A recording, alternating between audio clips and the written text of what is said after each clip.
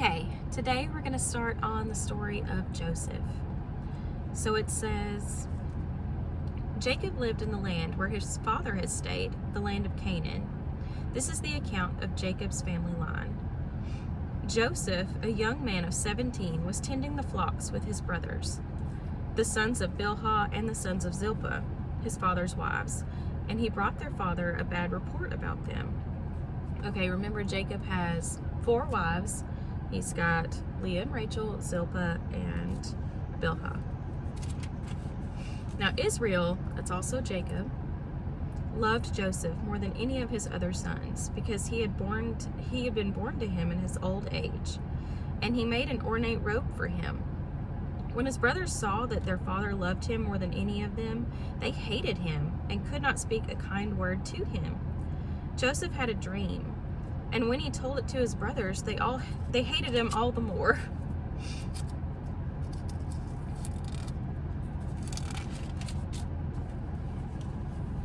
He said to them, "Listen to this dream I had. We were binding sheaves of grain out in the field when suddenly my sheaf rose and stood upright, while your sheaves gathered around mine and bowed down to it." His brothers said to him, "Do you intend to reign over us? Will you actually rule us?" And they hated him all the more because of his dream and what he had said.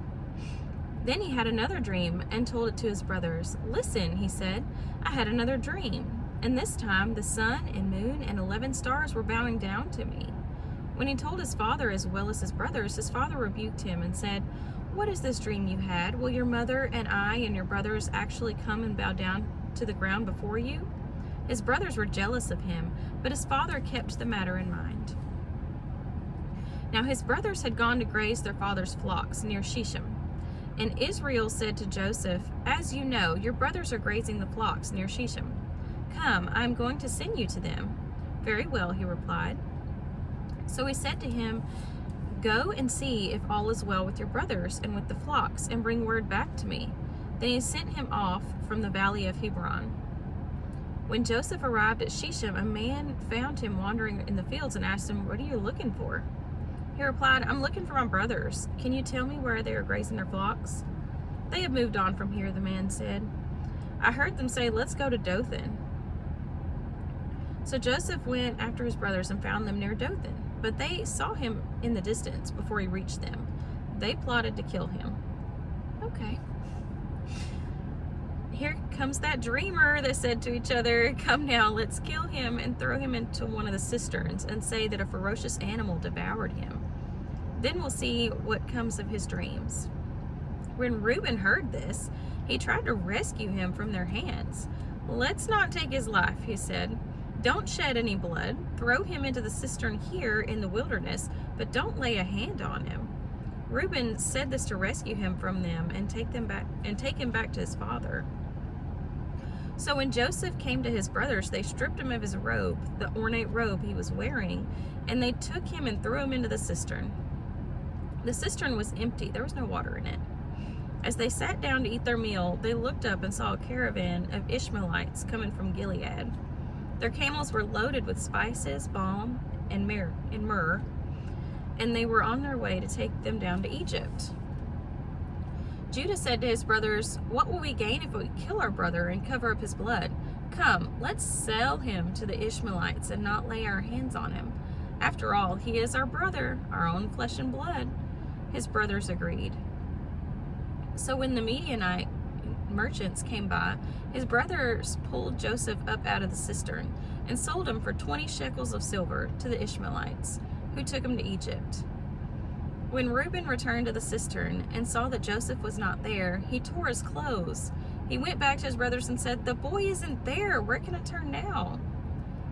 Then they got Joseph's robe, slaughtered a goat, and dipped the robe in the blood. They took the ornate robe back to their father and said, "We found this. Examine it to see whether it's your son's robe." He recognized it and said, It is my son's robe. Some ferocious animal has devoured him. Joseph has surely been torn to pieces."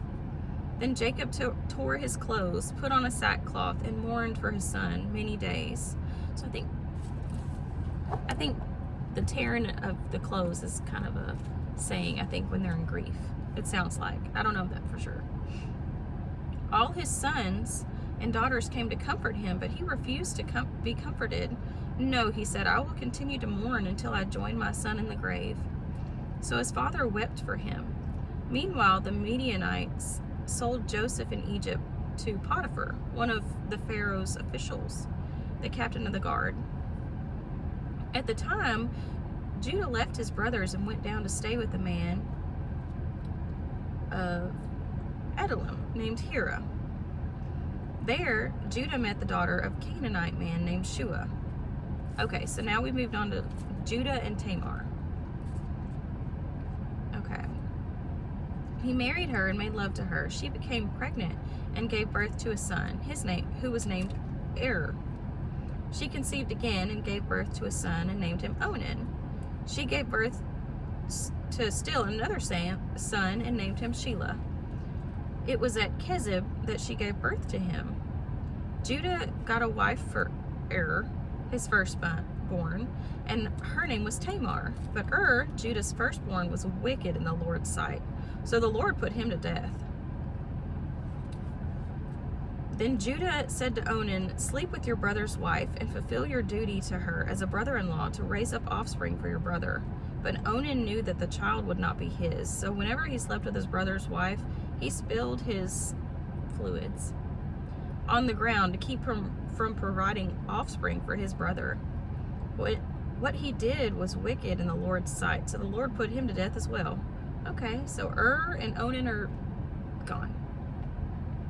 Judah then said to his daughter-in-law Tamar, live as a widow in your father's household until my son Shelah grows up. For he thought, he may die too, just like his brothers. So Tamar went to live in his father's household. Oh, in her father's household. After a long time, Judah's wife, the daughter of Shua, died. When Judah had recovered from his grief, he went up from Timnah to the men who were shearing his sheep. And his friend Hira, the Adullamite, went with him. When Tamar was told, your father-in-law is on his way to Timnah to shear his sheep, she took off her widow's clothes, covered herself in a veil to disguise herself, and then sat down at the entrance to Enam, which is on the road to Timnah. For she saw that though Shelah had now grown up, she had not been given to him as his wife. When Judah saw her, he thought she was a prostitute, for she had covered her face. Not realizing that she was his daughter-in-law, he went over to her by the roadside and said, come now, let me sleep with you. And what will you give me to sleep with you? She asked. I'll send you a young goat from my flock, he said. Will you give me something as a pledge until you send it? She asked. He said, what pledge should I give you? Your seal and its cord and the staff in your hand, she answered. So he gave them to her and slept with her, and she became pregnant by him. After she left, she took off her veil and put on her widow's clothes again. Meanwhile, Judah sent the young goat by his friend in order to get his pledge back from the woman, but he did not find her. He asked the men who lived there, where is the shrine prostitute who was beside the road at Enam? There hasn't been any shrine prostitute here, they said. So he went back to Judah and said, I didn't find her. Besides, the men who lived there said there hasn't been any shrine prostitute here. Then Judah said, let her keep what she has, or we will become a laughing stock. After all, I did send her this young goat, but you didn't find her. About 3 months later, Judah was told, your daughter-in-law Tamar is guilty of prostitution, and as a result, she's now pregnant.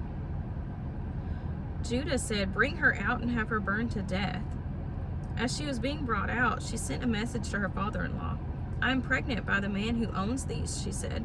And she added, see if you recognize whose seal and cord and staff these are.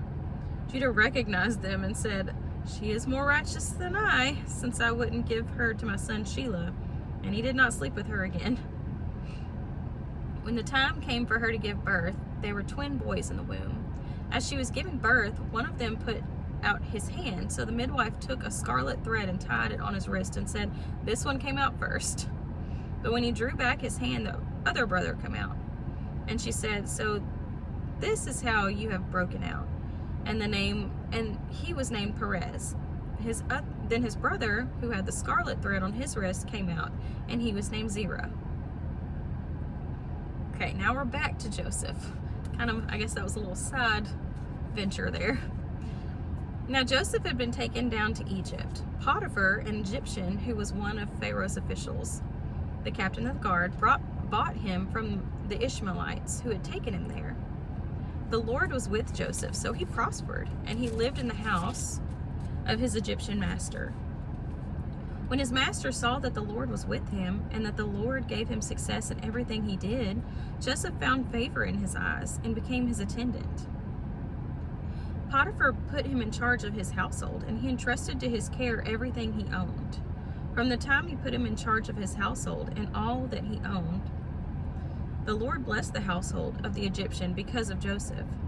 The blessing of the Lord was on everything Potiphar had, both in the house and in the field. So Potiphar left everything he had in Joseph's care. With Joseph in charge, he did not concern himself with anything except the food he ate. Now Joseph was well built and handsome, and after a while his master's wife took notice of Joseph and said, "Come to bed with me." But he refused. With me in charge, he told her, "My master does not concern himself with anything in the house. Everything he owns he has entrusted to my care. No one is greater in this house than I am. My master has withheld nothing from me except you, because you are his wife. How then could I do such a wicked thing and sin against God?" And though she spoke to Joseph day after day, he refused to go to bed with her or even be with her.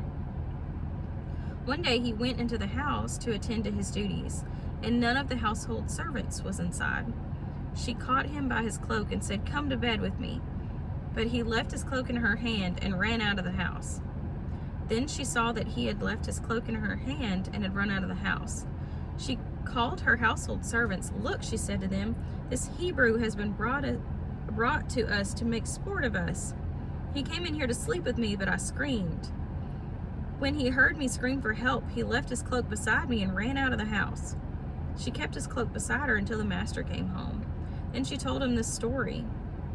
"That Hebrew slave you brought us came to me to make sport of me, but as soon as I screamed for help, he left his cloak beside me and ran out of the house."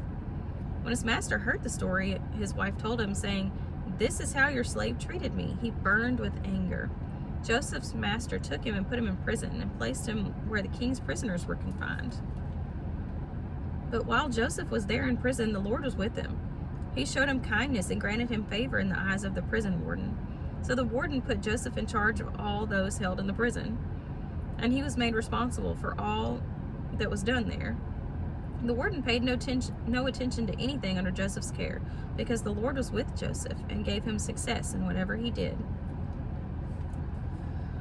I think that's enough for today. Sorry, my voice is kind of going out, but we'll have to continue this. But we're going to stop where Joseph is in prison, and we'll figure out what happens to him in the next one.